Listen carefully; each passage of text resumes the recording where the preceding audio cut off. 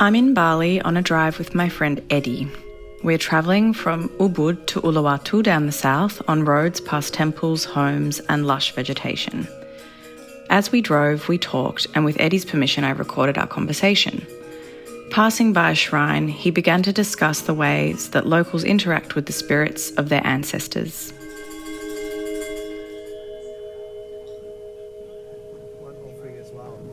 So, offering, it can be anywhere because we just respect something that we have in our life.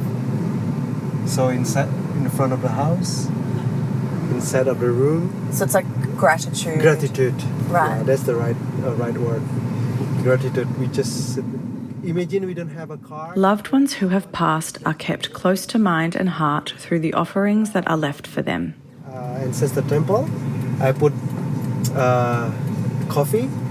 In the morning, we put cookies or rice, or we put cigarette, because we never know what they like it when they're alive, right? Our ancestors. Maybe they like smoking. We put cigarette on it. Oh, that's so considerate. Yeah. So you have one temple in your family. These types of offerings that are unconventional to Western ears are emblematic of the pragmatic balance Balinese religiosity strikes. Known as Ra Buneda, the philosophy is one centred on equilibrium, seeking harmony between the light and the dark rather than an attempt to eradicate malevolent forces. We can see this as we drive in the local textiles known as saput poleng. Made of black and white checkered cloth, they drape over the temple statues. The cloth contains the spirit's energy and protects both the being within and the people nearby. Out of respect, locals pray or honk when passing these sacred objects, believing that neglecting such gestures may bring anger and misfortune. We respect the devil, but we respect the angel, but we do respect the devil as well. So both of them live in harmony. If you only respect the angel, but you ignore the devil, they're gonna mad to you. So how do you respect the devil? Make an offering for them. But both of them, they live in the inside of the temple. Why? Because we respect both of them.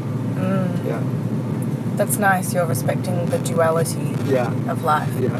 What is a pregnancy ritual like? When you're born, the father take the placenta, we clean it.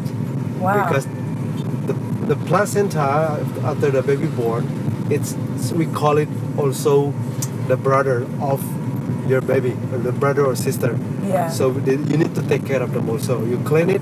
After you clean, you put on the small pot, and then you ground it in front of the baby rooms. Okay. So I mean, like, the brother will protect your baby from something bad. Yeah. Okay. We put offering every day until they are manekle. Manekle mean like until they are 17. Because 17 you start manekle, mean like you start growing, like you are from adult. Teenagers become adult. Right. And then that's why they do like a teeth filling. Yeah. Oh, the teeth filing. Yeah. I saw a documentary about teeth that. Filing, yeah. Teeth filing mean like to lose the satripu, to lose something like what you have when you was a child.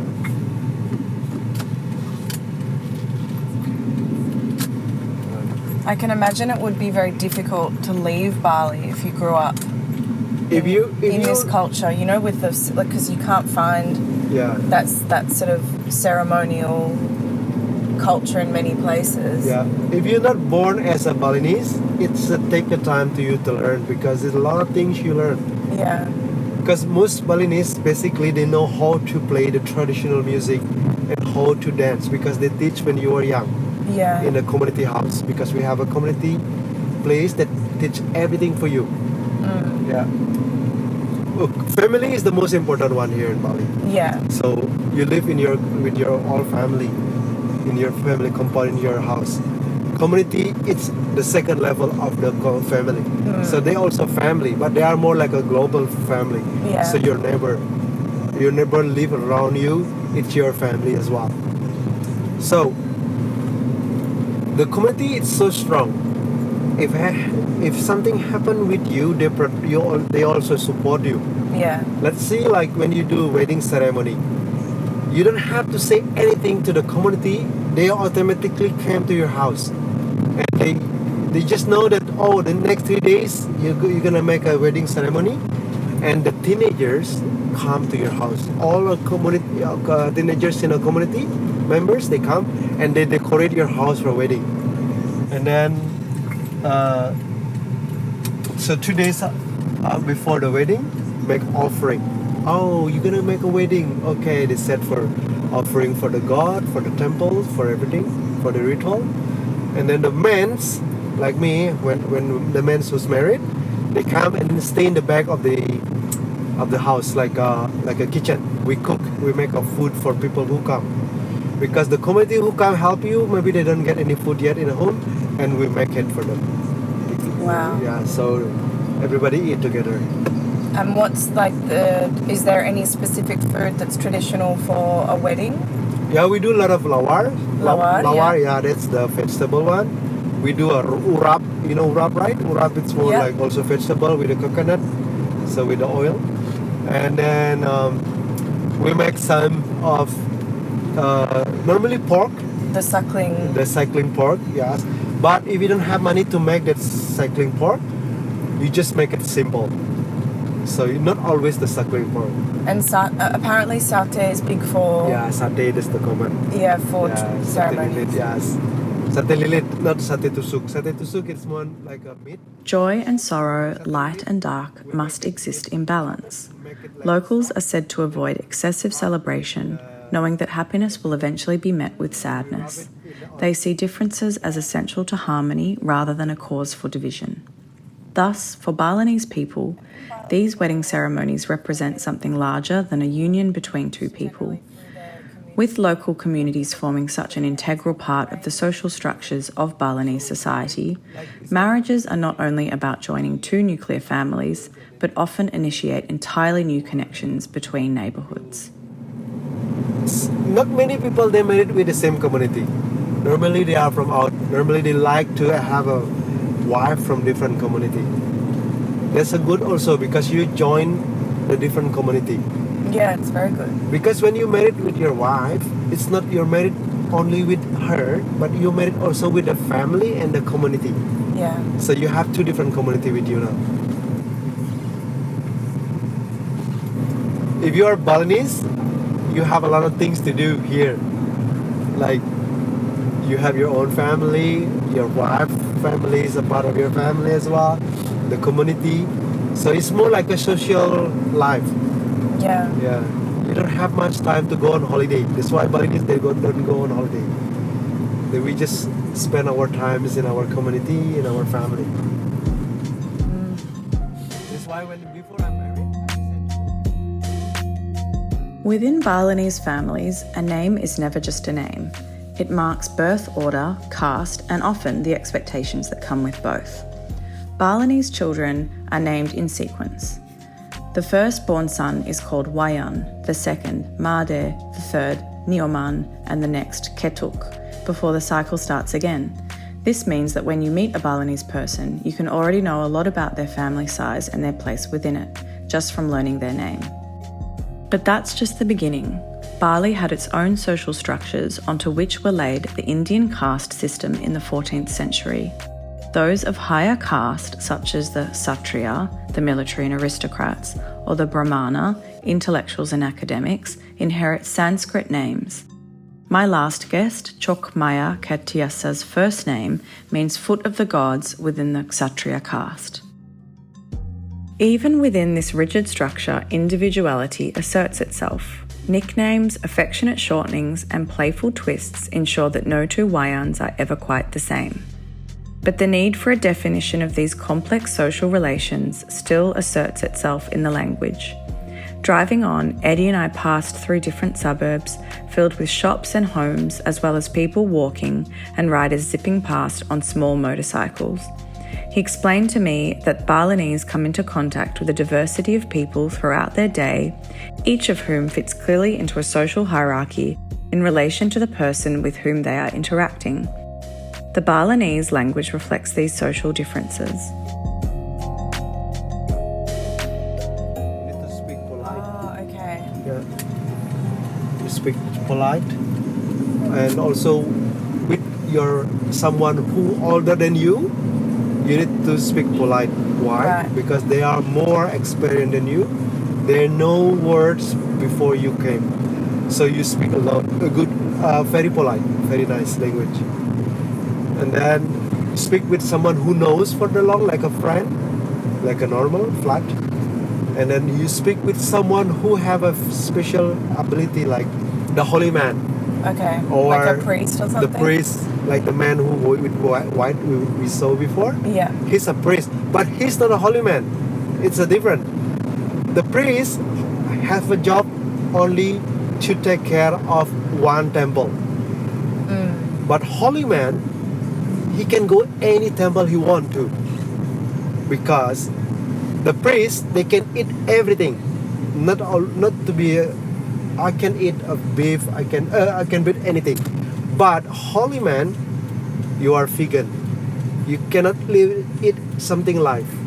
What are the differences between a priest and a holy man? The priest, he only learn to make a mantra. Like if people come to the temple want to pray, he makes the mantra. Right. Something like that. And then the holy man, his life dedicated to the people, to the universe, to the God. Right. So you learn about spirituality. And then when people come and ask something about their spirituality, you're ready. So his job, stay home. People in daily life remain intricately connected to spiritual forces.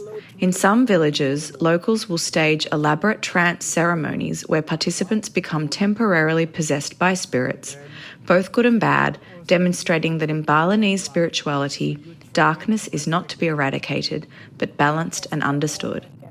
There is also respect for the cycle of the seasons and a calendar based on the phases of the moon. Yeah.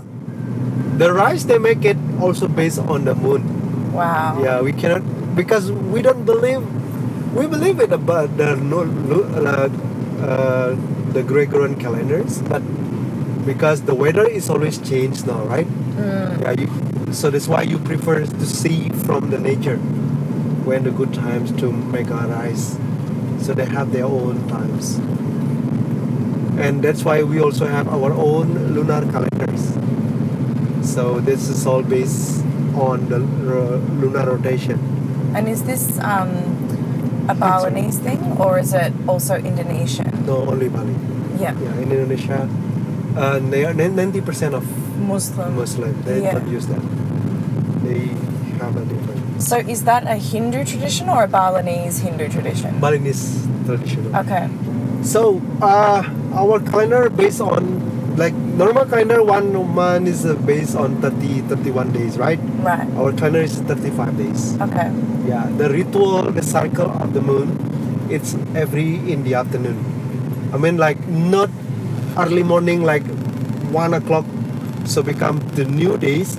In our day, it's in the afternoon. Yeah, that's the cycle.